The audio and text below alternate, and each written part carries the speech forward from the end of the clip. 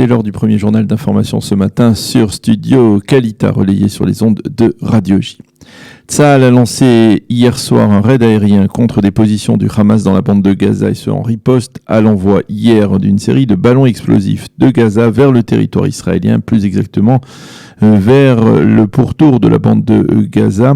Le porte-parole de Tsahal a indiqué qu'un avion de chasse et des drones avaient bombardé des infrastructures du mouvement terroriste palestinien dans la bande de Gaza, après au moins 3 foyers d'incendie qui ont été décomptés dans la région du conseil régional d'Eshkol. 30 hectares de terre dans la réserve de Be'eri ont été incendiés, des suites donc de l'envoi de ces ballons incendiaires. Ces envois ont brisé 2 mois de calme relatif dans le pourtour de la bande de Gaza. Le ministre de la Défense et Premier ministre en alternance Benny Gantz a déclaré hier, après ces tirs, que Israël ne tolérerait pas la moindre violation de sa souveraineté ni la moindre attaque contre sa population civile. Si les organisations terroristes ne l'ont pas encore compris, nous allons le répéter. Ceux qui tentent de mettre Israël à l'épreuve seront durement sanctionnés, a dit Benny Gantz. Ceci étant, Tsahal a maintenu son état d'alerte dans le nord du pays, le long de la frontière israélo-libanaise, de crainte d'une riposte du Hezbollah. Le chef d'état-major Aviv Kochavi a donné l'ordre aux unités présentes et déployées dans la région d'accorder des permissions à une partie des soldats pour le Shabbat afin qu'ils reprennent des forces. Au sein de Tsahal et de la défense nationale, on estime que la double explosion avant-hier à Beyrouth a réduit de manière conséquente les risques d'une riposte du Hezbollah contre l'État d'Israël.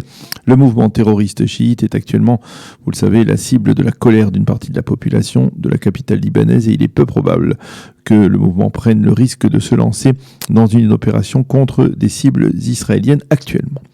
Justement, hier, lors de la visite du président français Emmanuel Macron à Beyrouth, des habitants de la capitale lui ont demandé de les libérer, je les cite, de l'emprise du gouvernement corrompu conduit par le Hezbollah.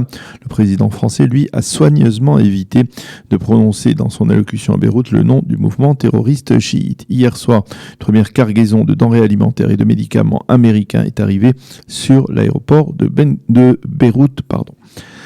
L'épidémie de coronavirus, hier soir, jusqu'à 22h, on a recensé plus de 1200 nouveaux malades, ce qui porte à 25 500 le nombre total de malades recensés. Le nombre de malades sous assistance respiratoire, lui, a légèrement baissé. Il s'est stabilisé à 100 malades de tout rond.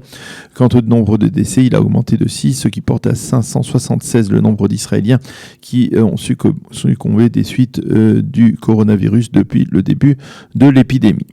L'échelon politique s'est félicité hier de l'annonce faite par le directeur de l'Institut de biologie de Ness Yona, selon laquelle l'Institut avait découvert un vaccin. Benny Gantz et Binyamin Netanyahou ont tenté chacun de leur côté de revendiquer la paternité de ce projet, mais concrètement l'annonce était un petit peu prématurée. En effet, le plus dur reste à faire, à savoir les tests sur des êtres humains qui n'ont pas encore été réalisés. Ces tests devraient débuter, selon l'Institut de Ness Yona, après les fêtes de Tishrei.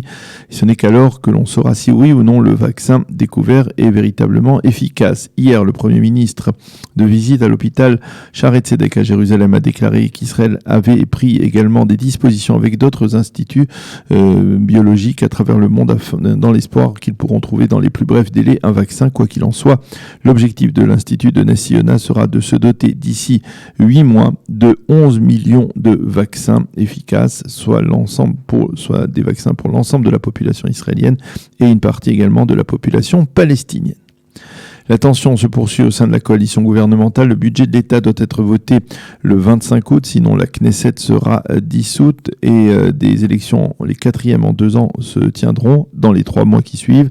Pour l'instant, ni Binyamin Netanyahou ni Benny Gantz n'acceptent de modifier leur position contre un budget de 2 ans pour Binyamin Netanyahou, pour un tel budget, comme cela est mentionné d'ailleurs dans l'accord de coalition pour Benny Gantz. Les partis orthodoxes ne cachent pas leur colère face à la politique de passivité du Premier ministre. Chasse et judaïsme de la Torah ne veulent pas entendre parler d'élections dans la conjoncture actuelle, bien entendu en particulier liée à l'épidémie. Ils ont promis hier de ne pas coopérer avec celui qui entendrait promouvoir de nouvelles élections.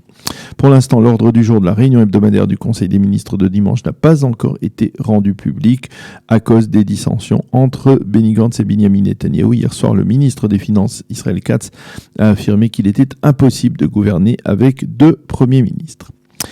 Et puis, la prise d'otage d'hier soir au Havre s'est terminée sans effusion de sang. Le terroriste islamiste qui avait pris en otage plusieurs clients et personnels d'une banque de la ville a finalement libéré hier soir ses 6 prisonniers, ces 6 otages. Selon les informations en provenance du Havre, le terroriste était un déséquilibré mental qui a réclamé la libération de détenus palestiniens des prisons israéliennes. La météo, temps plus chaud sur l'ensemble du territoire israélien. Il fera 32 degrés aujourd'hui à Jérusalem, 30 à Tel Aviv et 41 degrés à Eilat. C'est la fin de ce premier journal d'information.